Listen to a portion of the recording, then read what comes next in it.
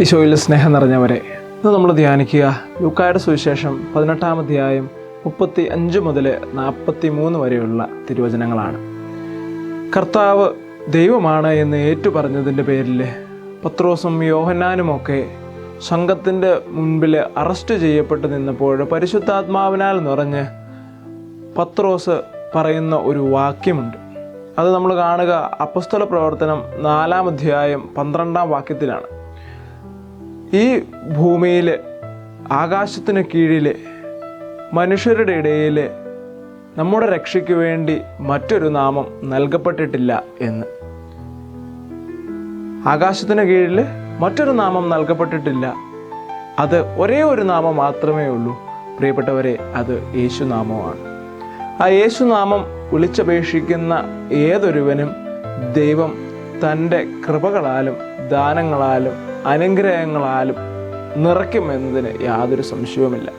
ഇന്നത്തെ സുവിശേഷത്തിലൂടെ കടന്നു പോകുമ്പോൾ ആ അന്ധനായ മനുഷ്യൻ വിളിച്ചപേക്ഷിക്കുന്ന ഒരു നാമമുണ്ട്, ദാവീദിൻ്റെ പുത്രനായ എന്നിൽ കനിയണമേ എന്ന ആ ഒരു വാചകം. പ്രിയപ്പെട്ടവരെ, യേശുവിൻ്റെ നാമം വിളിച്ചപേക്ഷിക്കുന്ന ഏതൊരുവനെയും അവൻ രക്ഷിക്കും എന്നതിന് ഏറ്റവും വലിയൊരു ഉദാഹരണമാണ് ഈ ഒരു സുവിശേഷം. പ്രിയപ്പെട്ടവരെ, നമ്മളും ദാവീദിൻ്റെ പുത്ര എന്നിൽ കനിയണമേ എന്ന് വിളിച്ചു പറയുവാനുള്ള ഒരു വലിയ മനസ്സ് നമ്മൾ കാണിക്കണം. ഈ ദാവീദിൻ്റെ പുത്ര എന്നിൽ കനിയണമേ എന്ന് വിളിച്ചു പറയുവാനായിട്ട് നമ്മളൊക്കെ തുടങ്ങുമ്പോൾ നമ്മുടെയൊക്കെ ചുറ്റുപാടായ ജനക്കൂട്ടങ്ങൾ പലപ്പോഴും നമുക്കൊരു എതിരായിരിക്കും. ഈ സുവിശേഷത്തിൽ നമ്മൾ കാണുന്നുണ്ട്, ജനക്കൂട്ടം എപ്പോഴും ആ മനുഷ്യനെതിരായിരുന്നു. ജനക്കൂട്ടത്തിൻ്റെ ബഹളങ്ങൾ, ജനക്കൂട്ടത്തിൻ്റെ ആ ഒരു തിരക്കുകൾ, അതുപോലെ തന്നെ ജനക്കൂട്ടം പലപ്പോഴും ഈ മനുഷ്യനോട് പറയുന്നുണ്ട് മിണ്ടാതിരിക്കുക എന്നൊക്കെ പറഞ്ഞ നിമിഷത്തിലും ഈ മനുഷ്യൻ ഒരിക്കലും തളരുന്നില്ല. ഈ മനുഷ്യൻ എപ്പോഴും താൻ തിരിച്ചറിഞ്ഞ യേശുനാമം വിളിക്കുകയാണ്. പ്രിയപ്പെട്ടവരെ, ഈ മനുഷ്യൻ്റെ ജീവിതത്തിലൂടെ കടന്നു പോകുമ്പോൾ മറ്റൊരു കാര്യം എന്ന് പറഞ്ഞു കഴിഞ്ഞാൽ, ഈ മനുഷ്യന് കർത്താവ് ആരാണ് എന്ന് നല്ല ബോധ്യം ഉണ്ടായിരുന്നു. നല്ല ബോധ്യം, ദാവീദിൻ്റെ പുത്രനാണെന്നുള്ള ബോധ്യവും ഉണ്ടായിരുന്നു, അവൻ രക്ഷകനാണ് എന്ന ബോധ്യവും വളരെ വ്യക്തമായിട്ടുണ്ടായിരുന്നു. ആ ബോധ്യത്തിൽ നിന്നുകൊണ്ടാണ് ആ മനുഷ്യൻ വിളിച്ചപേക്ഷിക്കുക. ആ ബോധ്യത്തിൽ നിന്നുകൊണ്ട് ആ മനുഷ്യൻ തൻ്റെ കുറവുകളെ ഒന്നും മാറ്റിത്തരണമേ എന്ന് പ്രാർത്ഥിക്കുകയാണ്. പ്രിയപ്പെട്ടവരെ, നമുക്കും ഇതുപോലെ കുറേ കുറവുകളൊക്കെ ഉണ്ട് നമ്മുടെ ജീവിതത്തിൽ. ഈ അന്ധത എന്ന് പറയുക നമ്മുടെ ജീവിതത്തിലും പലപ്പോഴുമൊക്കെ ബാധിക്കുന്ന ഒരു വലിയ പ്രശ്നമാണ്. നമ്മൾ പലപ്പോഴും ഒന്നും കാണാതെ പോകാറുണ്ട്. ഹെലൻ കെല്ലർ തൻ്റെ പുസ്തകമായ ദ സ്റ്റോറി ഓഫ് മൈ ലൈഫിൽ പറഞ്ഞു വയ്ക്കുന്ന ഒരു കാര്യമുണ്ട്. 2 കണ്ണുകളുണ്ടായിട്ടും പലപ്പോഴും ഒന്നും കാണാതെ പോകുന്നു, ഒന്നും കാണുന്നില്ല എന്നുള്ളത് അവൾ വളരെ വ്യക്തമായിട്ട് പറയുന്നൊരു കാര്യമാണ്. 2 കണ്ണുണ്ടായിട്ട് നമ്മൾ പലപ്പോഴും ഒന്നും കാണുന്നില്ല. പ്രിയപ്പെട്ടവരെ, നമ്മുടെ ജീവിതത്തിലും നമുക്ക് സംഭവിക്കാവുന്ന ഒരു തെറ്റാണ് ഇത്.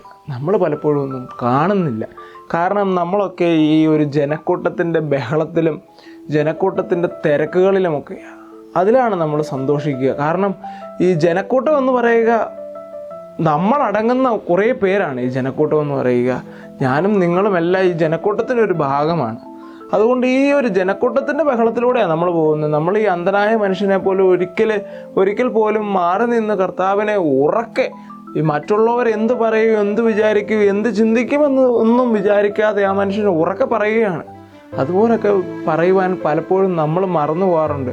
നമ്മൾ ചിന്തിക്കുന്നത്, നമ്മൾ വിചാരിക്കുന്നതൊക്കെ മറ്റുള്ളവർ എന്ത് ചിന്തിക്കും, മറ്റുള്ളവർ എന്തെന്നെക്കുറിച്ച് ഓർക്കുമെന്നുള്ള ചിന്തകളാണ്.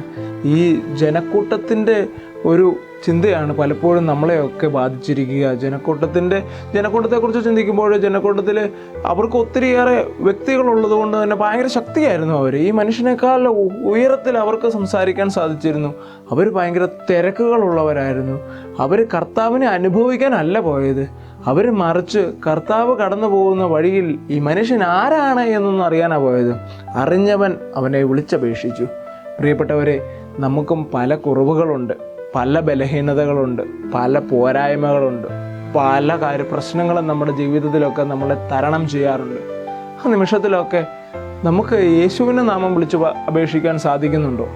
യേശു കർത്താവാണ് എന്നും എൻ്റെ രക്ഷകനാണ് എന്നും എന്നെ രക്ഷിക്കുവാൻ വന്നവനാണ് എന്നും അവനിൽ മാത്രമേ എനിക്കൊരു രക്ഷയുള്ളൂ എന്നും വിളിച്ചപേക്ഷിക്കാൻ നമുക്ക് സാധിക്കുന്നുണ്ടോ?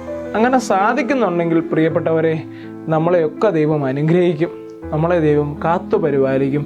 എവിടെയെങ്കിലും നമ്മൾ ഈ ജനക്കൂട്ടത്തിൻ്റെ തിരക്കുകളിലും ജനക്കൂട്ടത്തിൻ്റെ അഹങ്കാരത്തിലും ജനക്കൂട്ടത്തിൻ്റെ പ്രശ്നങ്ങളിലും ജനക്കൂട്ടത്തെ പോലെ എൻ്റെ കയ്യിൽ പണവും പ്രതാപവും ഉണ്ട്, എൻ്റെ കയ്യിൽ എല്ലാം ഉണ്ട്, ഞാനാണ് വലിയവൻ എന്ന അഹങ്കാരവും ഞാനാണ് വലിയവൻ എന്ന ചിന്തയിൽ നമ്മളൊക്കെ ജീവിച്ചു കഴിഞ്ഞാൽ പലപ്പോഴും ഈ തിരക്കുകൾ മാത്രമായി നമ്മൾ കടന്നു പോകും. നമ്മുടെ ജീവിതത്തിൽ ഒന്നും കാണില്ല. ഈ അന്ധനായ മനുഷ്യനെ പോലെ എനിക്ക് കുറവുണ്ട്, ഞാൻ ബലഹീനനാണ്, പക്ഷേ രക്ഷകനായ ദൈവം എന്നെ രക്ഷിക്കും എന്ന ചിന്തയിൽ നമ്മളൊക്കെ ചിന്തിക്കുകയാണെങ്കിൽ ഉറപ്പായിട്ടും ദൈവം നമ്മെ രക്ഷിക്കും, ദൈവം നമ്മെ കൈവിടുകയില്ല. അതിനാൽ പ്രിയപ്പെട്ടവരെ, എപ്പോഴും ദൈവത്തോട് ചേർന്ന് നിൽക്കുവാനും ദൈവത്തിൻ്റെ സ്നേഹം അനുഭവിക്കുവാനും ദൈവത്തിൻ്റെ കൂടെ ആയിരിക്കുവാനും ദൈവത്തിൻ്റെ നാമം വിളിച്ചപേക്ഷിച്ച് ദൈവത്തിൽ നിന്ന് കൃപയും അനുഗ്രഹവും വാങ്ങി ദൈവത്തിനായി ജോലി ചെയ്യുവാനും ദൈവത്തെ മഹത്വപ്പെടുത്തുവാനും നമുക്ക് ഓരോരുത്തർക്കും നമ്മുടെ ജീവിതത്തിൽ സാധിക്കട്ടെ എന്ന് പ്രാർത്ഥിക്കുന്നു. എല്ലാവരെയും ദൈവം സമൃദ്ധമായി അനുഗ്രഹിക്കട്ടെ.